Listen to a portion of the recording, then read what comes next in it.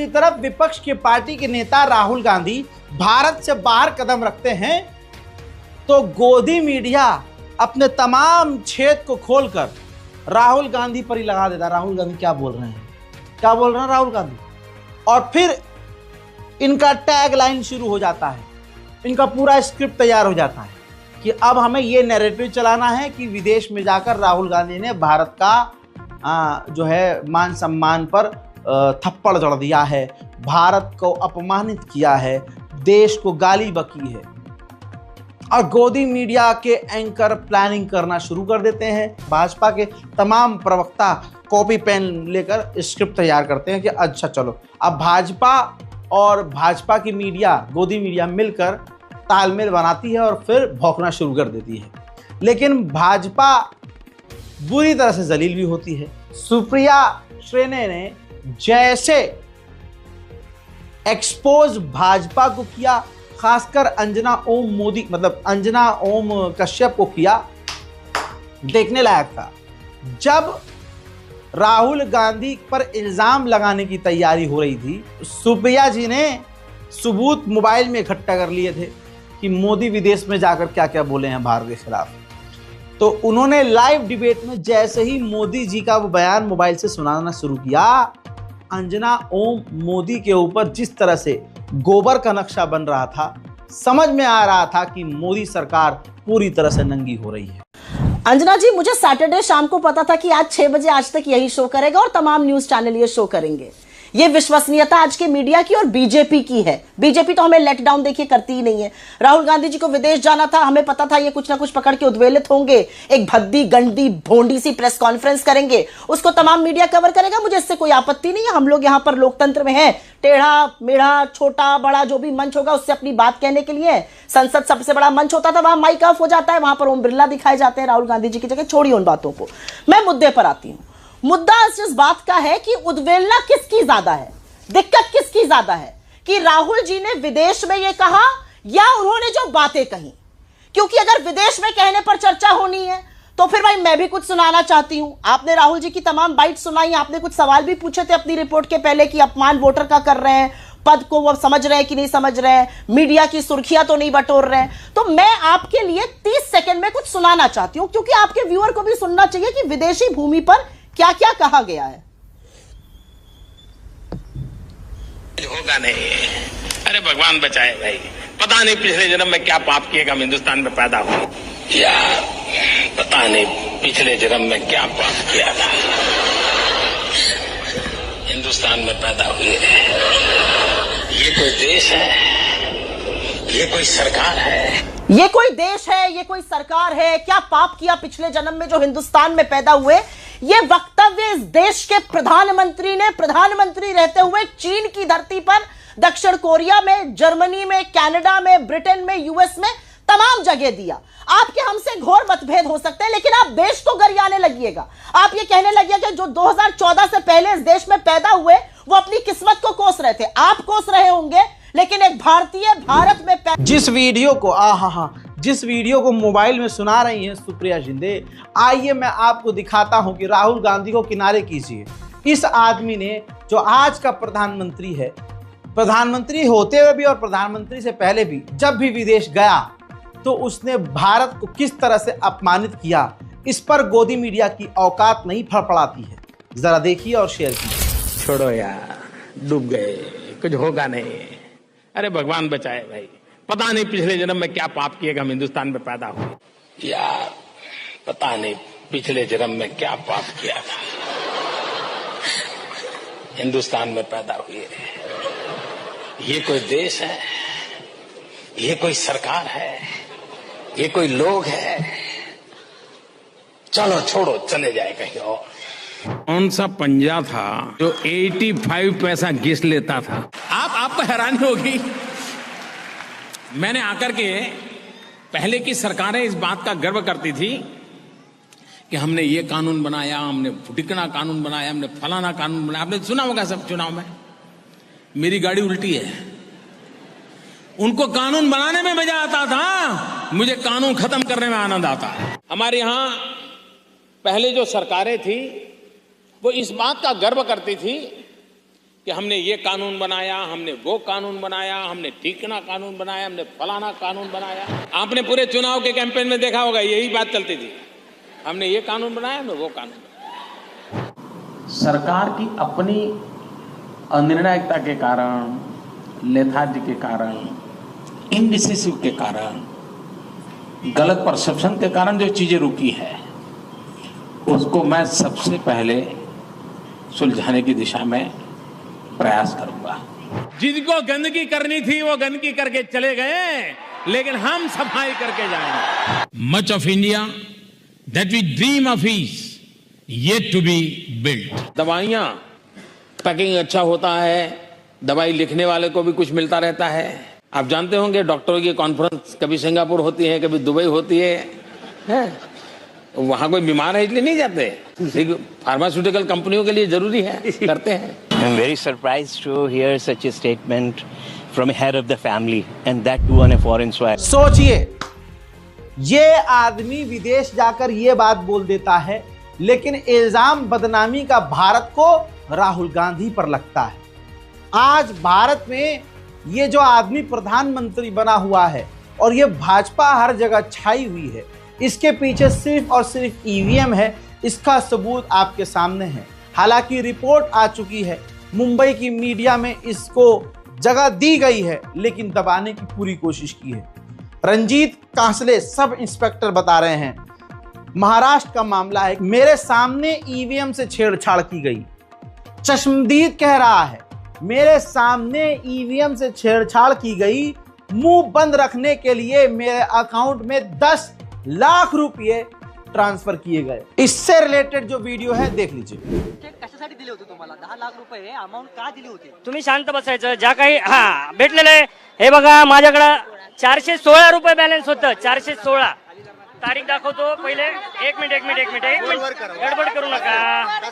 21/10/24 तारीख बघा, 21/10/24 कोणी पाठवले? मग तुम्ही म्हणता 465 बॅलन्स होते, ऐका ना, ते एन्काउंटर साठी, एन्काउंटर आताच घेऊ नका, एन्काउंटर थोडं बाजूला ठेवा। पैसे कशासाठी आले होते? ईव्हीएम मशीन पासून तुम्ही दूर जायचं, जे काही ईव्हीएम ला छेडछाड होईल ते गप्प बसायचं आणि सहन करायचं। काय ईव्हीएम ला कुठे त्यावेळेस पोस्टिंग कुठे? माझी ड्युटी बघा, तुम्ही 4-5 प्रश्न विचारा, ज्यांना कोणी विचारताना प्रश्न एकदम 1-2 पत्रकार बघितले, एकदम असे प्रश्न विचारतात ना अजितदादाला, गृहमंत्र्याला, की कासले असा बडबडतोय किंवा कासले दारू पिऊन बोलतोय, असं तुम्ही निगेटिव्ह विचारू नका।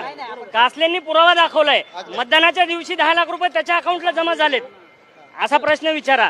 आणि त्याच दिवशी त्यांना तिथं ड्युटी होती ईव्हीएम जवळ, तिथून का काढलं? जेव्हा अब यहाँ पर जोर लगाने की जरूरत नहीं है कि भाजपा जहां नहीं आ सकती थी वहां कैसे आई। उधर बुलेट ट्रेनों की जहां बात हो रही हो, इस भाजपा सरकार ने अगर कुछ देखने लायक दिया भी है कि हाँ क्या बढ़िया काम किया है, उसमें भी कुछ न कुछ ऐसी कमी आ जाती है कि देश की जनता की जान खतरे में पड़ जाती है। जब ये खबर मैंने शुरू में देखी, शुरुआत में याद होगा, वंदे भारत कभी गाय से टकरा रही है, कभी भैंस से टकरा रही है, और टकराते ही माशाल्लाह गाय को तो कुछ नहीं हो रहा है, लेकिन जो ट्रेन है आगे से चपटी हो जा रही है, टूट जा रही है, बेकार हो जा रही है। तो मैंने सोचा यार ये गत्ते की ट्रेन है क्या, प्लास्टिक की ट्रेन बन रही है क्या, बॉडी किस चीज की है इसकी? वो तो मैं वहां सोचता रह गया, लेकिन रिजल्ट कुछ नहीं मेरे दिमाग में दिया मुझे। लेकिन जो एक रिपोर्ट आई है वो लल्लन टॉप ने भी छापी है और कई जगह वो खबर आ चुकी है, इंटरनेशनल मीडिया में भी आ चुकी है। उसमें खबर ये है कि जो वंदे भारत का पहला डिब्बा है वो कमजोर है। द हिंदू की एक एक्सक्लूसिव रिपोर्ट है, उसमें कहा गया है कि वंदे भारत का अगला डिब्बा सामान्य रेलगाड़ियों के इंजन यानी पहले डिब्बे की तुलना में काफी हल्का और कमजोर है। ऐसे में जब ये मवेशियों से गलती से टकरा भी जाती है तो ट्रेन का नुकसान होता है।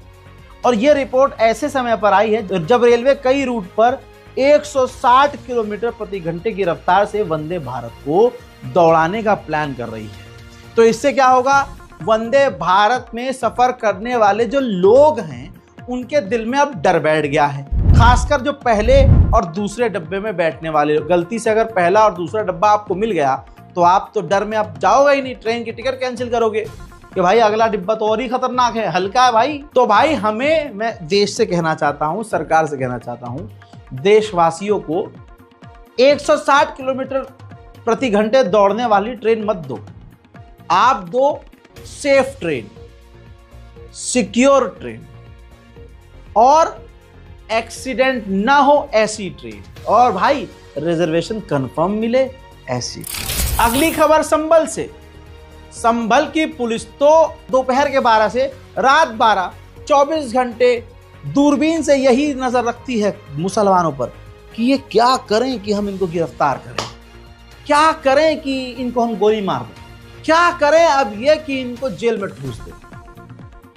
इजराइल फिलिस्तीनियों पर किस तरह का जुल्म कर रहा है दुनिया जानती है।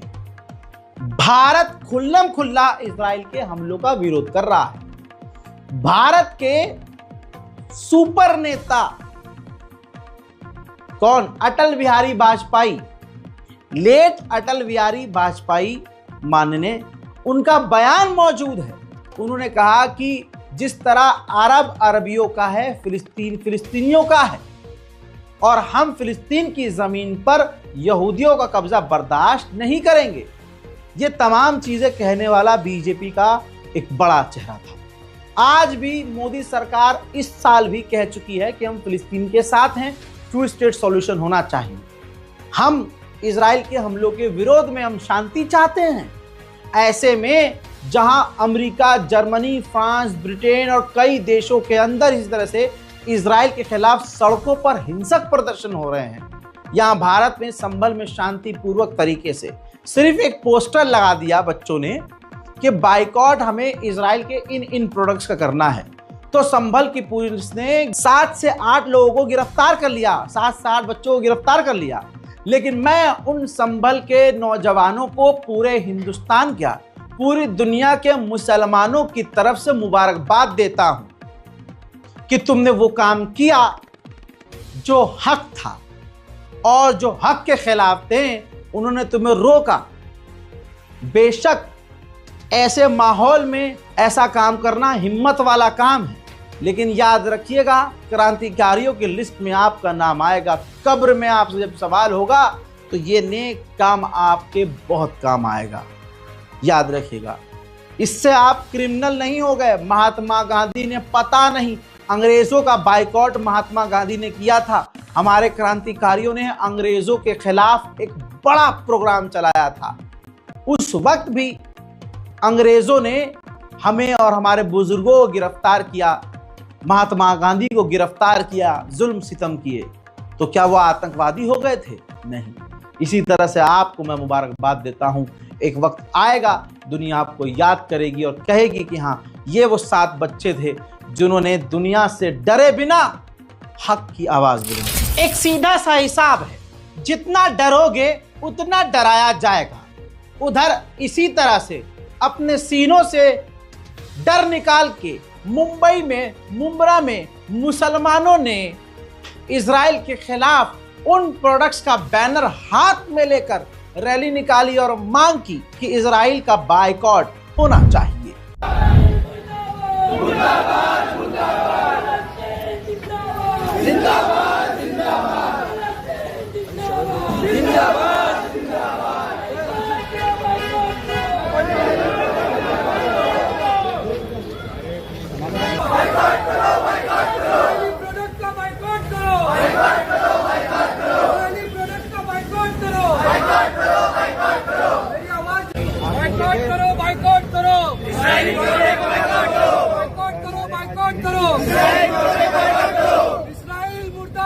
मुर्दाबाद, मुर्दाबाद, इस्राइल मुर्दाबाद, मुर्दाबाद, मुर्दाबाद। बच्चों पे होने वाले जुल्म को रोको, बच्चों पे होने वाले जुल्म को रोको, बच्चों के होने वाली मौत को रोको, बूढ़ों पे होने वाली मौत को रोको। इस्राइल का जुल्म मुर्दाबाद। बढ़ते हैं अगली खबर की तरफ। देश में दोहरा मापदंड हर जगह देखने को मिल रहा है। एक उजड़ा हुआ समाज, एक जो अपने आप से ही हिकारत करने वाला समाज है, और उसके कुछ सड़े हुए लोग हैं। जब सड़क पर चलते हैं तो वो बेरोजगार आंखें नौकरी तो नहीं ढूंढ पाती, लेकिन सड़क के किनारे मजार और मस्जिद को देखकर तड़प जाते हैं। सरकार उन मजार और मस्जिदों को तोड़ भी देती है, लेकिन दूसरी तरफ दिल्ली के वीवीवीआईपी इलाके में सूर्या होटल के बिल्कुल बाजू में सड़क के किनारे एक अवैध मंदिर बना हुआ है। न्यू फ्रेंड्स कॉलोनी के 5 स्टार सूर्या होटल के बिल्कुल बराबर में मस्जिद और मज़ारों को देखकर तड़प जाने वाले लोग इस पर खामोश हैं। जो मस्जिदों के और कब्रिस्तानों के डेटा और रिकॉर्ड्स और दस्तावेज मांग रहे हैं, क्या वो इस मंदिर का कोई दस्तावेज दे सकते हैं? लेकिन मुसलमान इस मंदिर मस्जिद के चक्कर में नहीं फंसता है। लेकिन क्या करे, दूसरी तरफ सैकड़ों लोग ऐसे हैं प्रीत सिंह जैसे, जिनका रोजगार ही इसी से चलता है। चलते हुए किसी मस्जिद की फोटो लेकर अवैध बताकर चंदा मांग लेंगे और उनको चंदा दिया जाएगा और फिर जो है सरकार उनकी सुनेगी भी, प्रशासन उनसे डरेगा भी और मस्जिद पर कार्रवाई होगी। बात कर रहे हैं अगर हम रोजगार की, तो आप ये देखिए रोजगार किसे मिल रहा है, किसे मिल रहा है भाई, मतलब नौकरी किसे? जब देश का बेड़ा गर्क है तो टॉपर से टॉपर भी क्यों ना हो, नौकरी कैसे मिलेगी? मैं भी कभी कभी सोचता था जो अलजेब्रा और फलाना का ठिकाना, मैथ्स और वो साइंस जो पढ़ी थी वो कहाँ काम आई। हाँ, जनरल नॉलेज में, नॉर्मल लाइफ में काम आई, लेकिन नौकरी में तो काम नहीं आ रही। हो सकता है इस पर मेरे वैचारिक मतभेद किसी से हो सकते हैं, लेकिन आज दिल्ली यूनिवर्सिटी हंसराज कॉलेज की महा टॉपर जब 50 सर्टिफिकेट और गोल्ड मेडल और न जाने कितने मेडल अवार्ड जीतने के बाद डीयू की टॉपर होकर भी अबे भैया इंटर्नशिप तक नहीं मिल रही है, इंटर्नशिप नहीं। ये तस्वीर देखिए, मेडल ही मेडल, सर्टिफिकेट ही सर्टिफिकेट। देख रहे हैं आप, खबर में ये खबर आ चुकी है। हजरात, बिस्मा फरीद जो कि दिल्ली यूनिवर्सिटी की टॉपर है, लिखती हैं सोशल मीडिया पर कि आई एम टॉपर और मुझे इंटर्नशिप नहीं मिल रही। जी हाँ, लिखती हैं कि आज मुझसे जहां भी जाती हूं स्किल पूछा जाता है, स्किल मैटर करता है, मार्क्स नहीं पूछे जाते। लिखती हैं, सजेस्ट करती हैं कि तुम भी कुछ स्किल एक्टिविटी कर लो, कुछ स्किल सीख लो, वो बेहतर रहेगा। मैंने हर जगह अप्लाई किया है इंटर्नशिप के लिए। वो लोग ये नहीं पूछते कि तुम्हारे नंबर क्या है, बस वो पूछते हैं कि क्या कर सकते हो, क्या स्किल है। लिखती है कि बट सर, मैं तो प्रिपेयर ही नहीं थी इस क्वेश्चन के लिए। मेरे तमाम प्रोफेसर ने हमेशा ये कहा कि अपनी पढ़ाई पर ध्यान दो, पढ़ाई काम आएगी। लेकिन खतरनाक सच सामने ये आया है कि कंपनी को आपके नंबर, मार्क से, पोजीशन से कोई मैटर नहीं करता, आपके अंदर स्किल क्या है वो मैटर करती है। बिस्मा ने जो कहा है ये आंखें खोलने वाली बात है। मैं भी यही मानता हूं, मेरा भी वही मानना है जो बिस्मा का मानना है। आप कितने भी टॉपर हो, ये कोई ऐसा नहीं है, इसमें भी भाजपा मत लेके आना प्लीज। देखो, भाजपा वाला सीन है, भाजपा का सीन ये है कि रोजगार नहीं है, लेकिन ये पहले से ही है। हम क्या करते हैं, अपने बच्चों पर, अपने घर के बच्चों पर प्रेशर माँ बाप बनाते हैं। टॉप लाना है, टॉप होना है, फर्स्ट डिवीजन से पास होना है, एक भी नंबर कम नहीं होने चाहिए, ये कर देंगे, वो कर देंगे, इतना प्रेशर डाल देते हैं। अब बच्चा जब उसका एग्जाम अच्छा नहीं जाता है तो फिर रिजल्ट आने से पहले पहले वो निकल लेता है। ऐसे बहुत बच्चे हैं जो अपने आप खत्म कर देते हैं। झूठ तो नहीं बोल रहा। और जो अच्छे मार्क्स लेके आते हैं उनके भी कौन सा बड़ा बेड़ा पार हो जाता है उनका भाई, उनका और बुरा हाल होता है आगे, उनका और सख्त आगे कंपटीशन सारी जिंदगी। अब भाई मैं जिन अपने स्कूल की बात करूं, अपने कॉलेज की बात करूं, जो मेरे क्लास के मॉनिटर टॉपर थे, मॉनिटर वो होता था जो क्लास में सबसे एडवांस और टॉपर हुआ करता था। ससुरे कभी भी मैडम जो है टेस्ट ले रही हैं, सरप्राइज टेस्ट, वो भाई साहब वो 10 में से 10 नंबर ला रहे हैं ससुरे। भाई इतना पढ़ के क्या करेगा तू?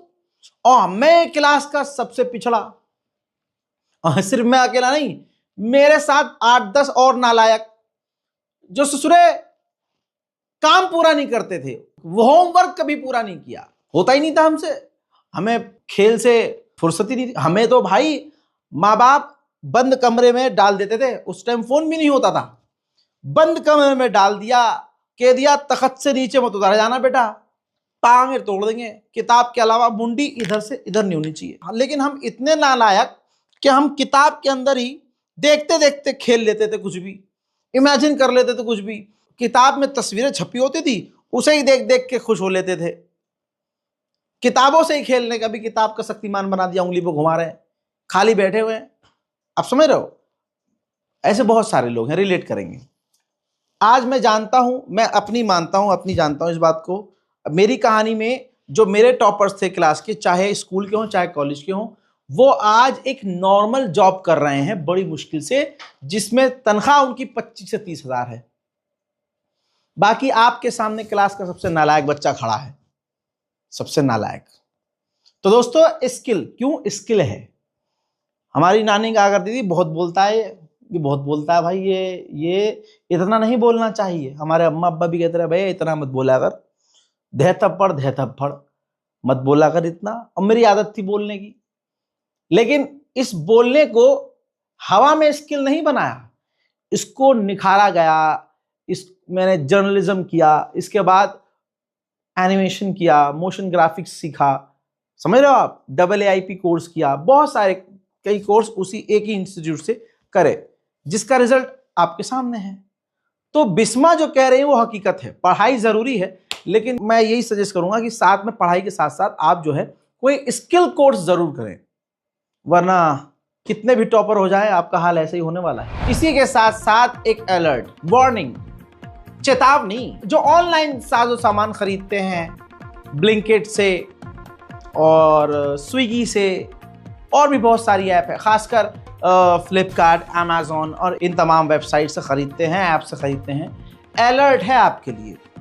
हमारे वालिद साहब तो वैसे भी पहले इन सब चीज़ों के खिलाफ थे कि ऑनलाइन सामान मत मंगाया करो। लो अब ये और सुन लो, गुजरात से खास लोग हैं दुनिया में गुजरात के तमाम ऐसे लोग मौजूद हैं पूरी दुनिया में जिन्होंने एक से बढ़कर एक फ्रॉड किया है। गुजराती भड़क जाएंगे, लेकिन गुजराती इस बात को मानते भी हैं कि हाँ ये वहाँ हो रहा है। कोई आदमी पूरा फर्जी ही जो है प्रोडक्ट बना रहा है, और कोई आदमी जो है फर्जी बातें बोल कर देश का प्रधानमंत्री बना हुआ है। जरा इस खबर को देखिए।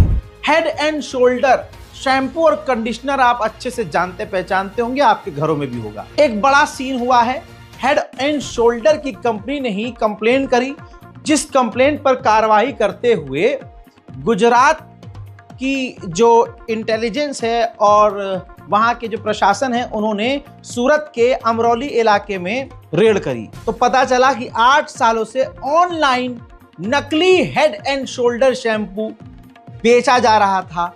एक बड़ा फर्जीवाड़ा सामने आया। शिकायत के बाद इस रेड पर गोदाम पर जो छापा मारा गया, 16,39,000 रुपये का नकली माल जब्त किया गया। इस मामले में 50 साल के हितेश सेठ को गिरफ्तार किया गया है और दूसरे कई और लोग भी इसमें शामिल हैं। अब रजाग्राफी का सबसे बड़ा सवाल ये है, आपका ध्यान यहां पर ले जाना चाहता हूं कि 16 लाख का माल बरामद हुआ है और ये खेल 8 साल से चल रहा था। तवज्जो यहां चाहिए आपकी। सोचने वाली बात यह है कि 8 सालों से करोड़ों का जो माल बेचा वो भारत में कहां कहां गया होगा। यकीनन हमने अगर हेड एंड शोल्डर इस्तेमाल किया है और उससे हमारे बाल झड़े हैं, तो यकीनन हमने नकली प्रोडक्ट इस्तेमाल किया है। पूरे भारत में फर्जीवाड़ा चलता रहा, हेड एंड शोल्डर नकली बेचा जाता रहा। याद रखना, जिस प्रोडक्ट पर यह कह के बेचा जाए ऑफर है गेट 1 बाय 1, वो नकली ही निकलते हैं, एक्सपायर होने वाले होते हैं। मामला पकड़ में ऐसे आया जब प्रोडक्ट के ऊपर एक्सपायरी डेट और मैन्युफैक्चरिंग डेट नहीं आ रहे थे। शक हुआ, आगे तक बात गई तो हेड एंड शोल्डर को कंप्लेन करनी पड़ी, कंपनी को खुद कंप्लेन करनी पड़ी, तब जाके कार्रवाई हुई है। वरना भाई साहब 8 क्या 80 साल तक ये बिजनेस चलता रहता। अब ऑनलाइन अगर आप सामान मंगाते हैं तो सावधान हो जाइए। उधर यूपी के शामली से एक दिल को झकझोर देने वाली खबर आती है। एक 22 से 23 साल की लड़की का एक्सीडेंट में देहांत हो जाता है। उसकी बॉडी अस्पताल के जो है बेड पर पड़ी होती है और अस्पताल में काम करने वाला एक वार्ड बॉय विजय आता है, ये फुटेज है, और उस बेचारी मरी हुई लड़की के कान से सोने के बालियां उतारकर चुपके से जेब में डाल लेता है। सीसीटीवी फुटेज से खुलासा हुआ विजय संस्कारी गिरफ्तार है। क्या कह सकते हैं, आउटरीच नहीं है, क्योंकि विजय है ना। विजय की जगह अगर कोई मुल्ला होता तो ये प्राइम टाइम होता। ऐसे ही आपको वो घटना भी याद होगी अभी 4 दिन पहले की, अस्पताल के वेंटिलेटर पर एक एयर होस्टेस लड़की की इज्जत लूट ली गई। लड़की वेंटिलेटर पर थी, डरी हुई थी, वेंटिलेटर पीते तो जान नहीं थी, ना हिल पाई ना डोल पाई, और 2 महिला नर्सें उस जगह पर मौजूद थी और इज्जत लूटने वाले ने इज्जत लूट ली, क्योंकि वो अस्पताल में ही काम करता था। अब इस मामले में संस्कारी दीपक गिरफ्तार हुआ है। मेदांता हॉस्पिटल, एक पॉश हॉस्पिटल भाई, 5 स्टार है भाई वो होटल, समझो ऐसा 5 स्टार होटल है, वहां पर भी ये काम हो रहे हैं। दीपक संस्कारी गिरफ्तार हो चुका है। ये हो रहा है अस्पतालों में भाई। अगली खबर में मैं पूरे हिंदुस्तान के मुसलमानों से हाथ जोड़कर एक रिक्वेस्ट करना चाहता हूं भाई, यूट्यूब हो, सोशल मीडिया हो या आपके घर में लगा हुआ टीवी हो, इस पर गोदी यूट्यूबर्स और गोदी मीडिया के चैनलों को पूरी तरह से ब्लॉक कीजिए, बैन कीजिए और इनका विरोध कीजिए। हिंसा के तरीके से नहीं, अहिंसा के जरिए सोशल मीडिया पे इनके खिलाफ लिखते रहिए। जी न्यूज, बस इस चीज को देख लीजिए। नूह में मुसलमान संवैधानिक तरीके से बड़े ही शांतिपूर्वक तरीके से इकट्ठा हो रहा है। वक्फ बोर्ड अमेंडमेंट बिल के खिलाफ नूह में हजारों लोग शांतिप्रिय तरीके से इकट्ठा हो रहे हैं, लेकिन जी न्यूज कह रहा है इकट्ठा हो गए 15 लाख मुसलमान, सड़कें जाम, कुछ बड़ा होने वाला है। अगले तमिल में लिखता है अचानक 15 लाख मुस्लिमों ने घर ने घेरा नूह, भयंकर पथराव से पूरे हरियाणा में हड़कंप। इस खबर को पोस्ट किए हुए इनको 2-3 दिन हो गए हैं। नूह में ऐसा कुछ नहीं हुआ। दिक्कत सारी यही है कि मुसलमान इस पर विरोध नहीं जताते, ना हमारे में कोई ऐसा वकील हिम्मत वाला है कि वो उठे और इन नचनिया एंकरों और न्यूज चैनलों को कोर्ट में घसीटे, है ही नहीं। जब हम इनको कोर्ट में नहीं घसीटेंगे, इनके खिलाफ एक्शन नहीं लेंगे, तो ये काम करते ही रहेंगे। आज जान जाओ, बहुसंख्यक समाज के साथ ये गोदी मीडिया है। देखिए, मीडिया मर चुका है। दंगे फैलाने में मीडिया का सबसे बड़ा, गोदी मीडिया का सबसे बड़ा हाथ होता है। इसीलिए अनुरोध है आप लोगों से, मेहरबानी करके इनका बायकॉट कीजिए, इनसे दूर रहिए। और यूट्यूबर्स भी ऐसे बहुत हैं जो कि गोदी मीडिया ही जैसे हैं, सच आपको नहीं दिखाते, सच बदल कर दिखाते हैं। मुझ पर इल्जाम लगता है कि यार ये तो मुसलमानों की बात करता है। भाई, हिंदुओं की बात करने के लिए तमाम गोदी मीडिया के चैनल हैं, मुसलमानों की बात करने के लिए कितने चैनल हैं? तो हाँ, खुल्लम खुल्ला मैं मुसलमानों की हक की बात करता हूं, कोई बात नहीं, करूंगा, तुम्हें जो कहना है कहो। लेकिन जब बात हक और ईमानदारी की आएगी तो ऐसा ही नहीं 52 केस दर्ज है हम पर, हैं? सच बोलने की सजा जरूर मिलती है, मिल रही है। मेरे देखने वालों की दुआ है कि वो मेरे साथ हैं। आपकी दुआओं का ही तलबगार हूं। इस रिपोर्ट को शेयर जरूर कीजिएगा। हाथ जोड़कर गुजारिश है, मेरे लिए दुआ जरूर कीजिएगा। जय हिंद।